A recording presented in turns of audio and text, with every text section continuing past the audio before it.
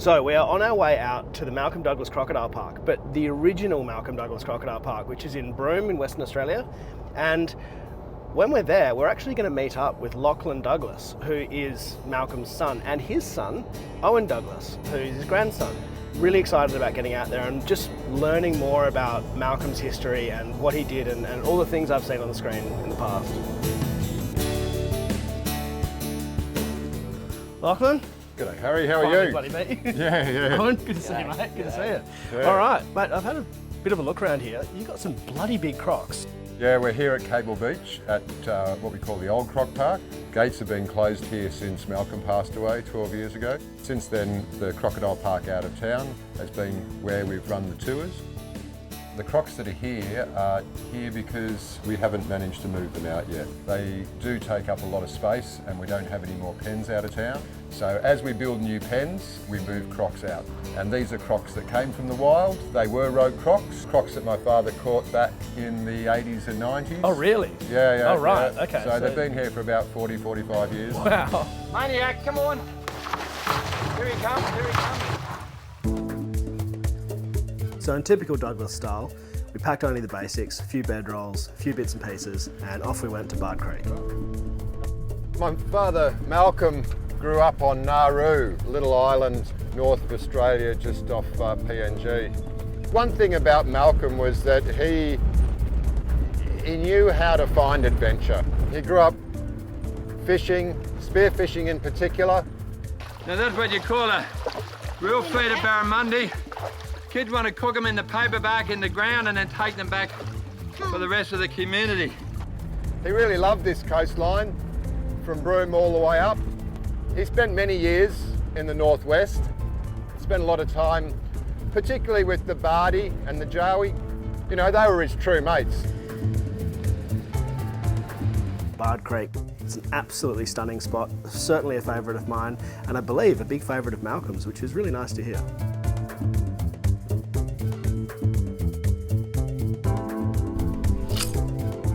After a not so successful fishing mission, it's time to do my favourite bit of camp, light the fire, sit back and relax, getting ready to cook something for dinner. Tonight, I'm making a dish that I would have made for Malcolm Douglas had he been here today. And I'm going to simply take inspiration from what he cooked in the past. So tonight we're going to do a miso glazed Spanish flag. To start off with, miso paste, white miso paste, you can get this at any supermarket. Next, mirin seasoning. Mirin is a sweet Japanese seasoning. I'm going to put about 120 mils of mirin in there. And last but not least, sugar. So I'm going to use about 4 teaspoons of sugar. And that's it. Just stir that up until it's a consistent paste. Next, let's prepare our fish. Beautiful little Spanish flag. We want to get a plastic bag and drop it in. And we're going to put some of this miso glaze on it and leave it for about an hour. We'll just rub that in. Squeeze this up a bit, just leave it out for an hour, come back to it later. Next step is to do some rice. A bit of Japanese sushi rice, about 2 cups of this. And then you want 1.5 times as much water as you have rice. That is going to go straight in the fire. I think it's time to do the fish. So aluminium foil and fish were Malcolm's best friend. No pans to wash up. Then wrap him up. And that's good to go straight either on the coals or the grill. All right, let's get this fish off. In the end, I put it straight in the coals. Hopefully, it tastes good. So these bits of blackening are really important. There's bits of caramelisation. They add a lot of flavour.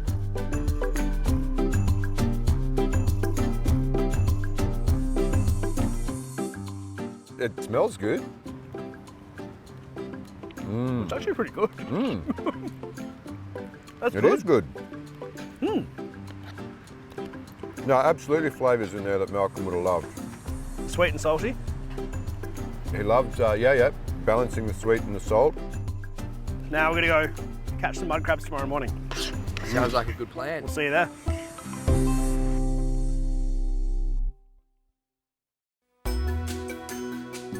It's about 5:30 in the morning. beautiful day. Cool night, slept like a log. One of the things I highly recommend if you're in Broome, get yourself a tide chart. You can use your phone, but you don't always have reception if you're camping. So these are $5 from any tackle shop. So I know here it is 9:49 high tide, 7.47 meters. So that, an hour before that is when we want to head out to get mud crabs. But I think before that, there's still a bit of water here. I think we should probably go for a quick fish. Time to do a bit of breakfast. This morning I'm going to make a Johnny cake. Now a Johnny cake is kind of the love child of a damper and a pancake, and it's so easy. Start off with generous little knob of butter, because that's going to taste really good later on. We'll put that on the fire. Next, 2 ingredients, very easy. Flour in a mixing bowl. Then you can use milk powder and water, but long life milk does exactly the same thing. And we want this to be much, much, much runnier than a damper, more like a pancake batter. All right, that's good to go. Grab your pan, and we just pour it in like a pancake. Simple. Now, let's put that on the heat. Okay, so you just want to put that on there like a pancake, sort of look for some bubbles coming through. We want it to just lift off the pan and have a bit of a brown bottom, and then we can flip it. All right, yeah, it's brown enough underneath. Quickly give them a flip. Trick is, eat them hot. Lots of butter, bit of jam. All right, there you go, mate. Have a piece. Yeah, it's really good. Sort of a mixture between a pancake and some damper, and it's really nice. All right, that'll give us some energy. Let's go and catch some crabs, and hopefully some fish.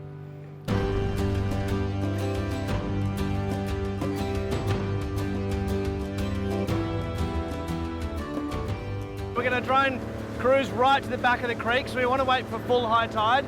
We'll get as far up as we can and get the pots as far towards the back of the creek as possible. The further up the creek, more crabs, less people.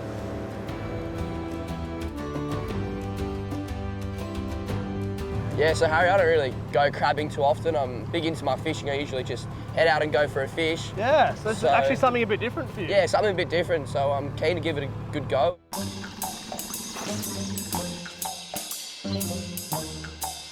Being right at the end of the tourist season, it does look like Bard Creek is a bit empty of crabs. We didn't have any success, but that's all right. Thankfully, back in the day, Malcolm had a lot more luck than us. Malcolm spots an aggressive mud crab. And with only one big claw, it's easily picked up.